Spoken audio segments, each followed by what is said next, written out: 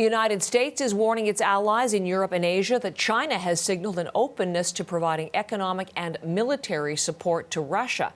The U.S. National Security Advisor Jake Sullivan, as we were reporting yesterday, met with his Chinese counterpart in Rome and warned of significant consequences if China helps Moscow in its war on Ukraine.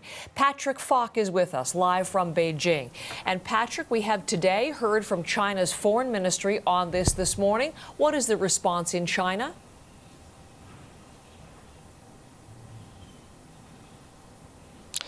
Yeah, well, Heather, there was reports have certainly suggested that there was a level of pessimism among the Americans following the talks that took place in Rome, despite both sides saying that the talks were candid and that it was good that both sides had kept communication lines open, even in these turbulent times. But it was said that the Americans felt that they really hadn't gotten the Chinese to change their position in any way. They hadn't managed to get Beijing or won it over in any way to try and use its influence over Moscow, nor had it managed to get Beijing to try and realign itself away from Beijing. Chinese state media today more or less reiterated what the Americans had been feeling, which was to say that despite U.S. pressure, they weren't able to make China take a stand. What was interesting was there was very little discussion about the reports that you just talked about a moment ago, with one official revealing to international media in particular that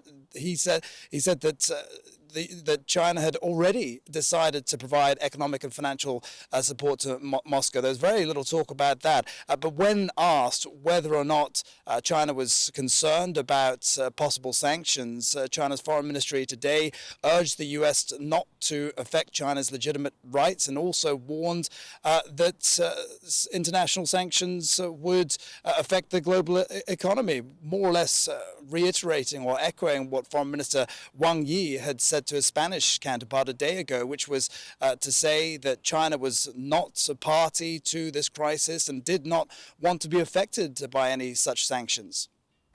I've heard mixed views from American officials on this next question, so I'm interested, Patrick, in what the thinking is there. How likely is it that China will supply Russia with military support?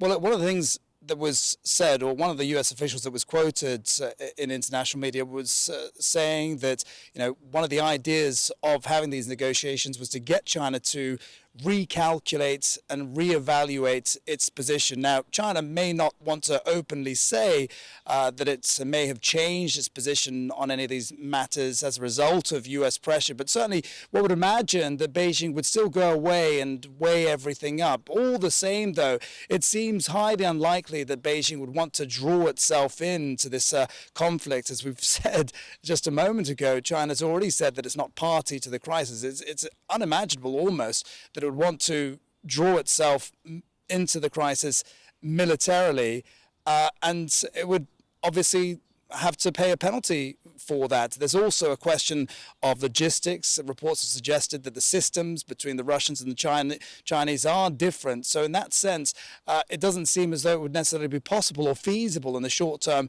for that to be done anyway. And, the other thing that's interesting today was that, these sanctions that the US has been talking about, China did get a little bit of a taste of that with the massive sell-off in Chinese stocks today over concerns about Chinese companies being sanctioned. Patrick, thank you very much. Patrick Falk live with us from Beijing.